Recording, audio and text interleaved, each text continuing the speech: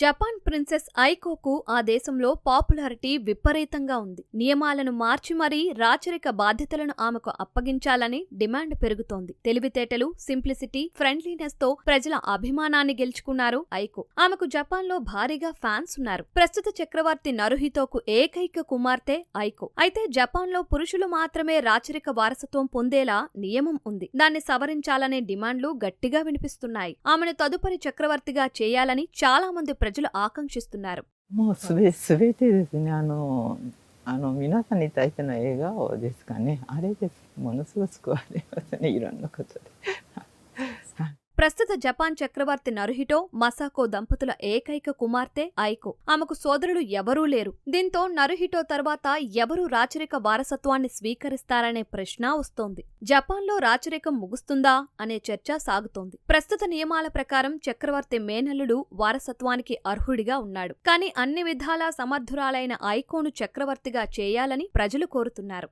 やっぱり今まで女性っていうのをこう控えてね、もう表に男の人を立ててしとったのが結構やっぱりそういう皇后様の教えもあるのかなと思うけどですね、割とこうはっきりと、最近こうニュースなんかにも出てますけど、相手の見よったらありかなと。రాచరికం అంతరించిపోయే ముందే సింహాసనాన్ని మహిళలు కూడా అధిరోహించేలా నియమాలు మార్చాలని ప్రజలతో పాటు జపాన్ పొలిటికల్ ఎక్స్పర్ట్ కూడా అంటున్నారు. కానీ జపాన్ ప్రధాని సనే తకైచితో పాటు కొందరు చట్టసభ సభ్యులు ఈ డిమాండ్ను వ్యతిరేకిస్తున్నారు. やっぱり中国、韓国に勝てるものはもう経済でもないし、そうすると、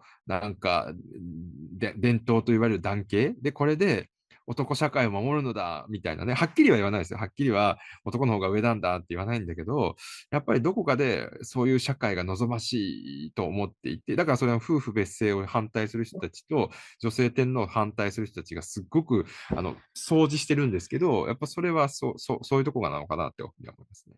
ఈ ఏడాది నవంబర్లో లావోస్లో ఐకో అధికారిక పర్యటన చేశారు. ఆమెను భవిష్యత్తులో చక్రవర్తిగా చేయాలనే వాదన ఆ తరువాత మరింత పెరిగింది. గతేడాది కూడా ఐకో తన తల్లిదండ్రులతో కలిసి నాగసాకి, ఒకినావాలో పర్యటించారు. అప్పుడు కూడా ప్రజలను ఆకట్టుకున్నారు.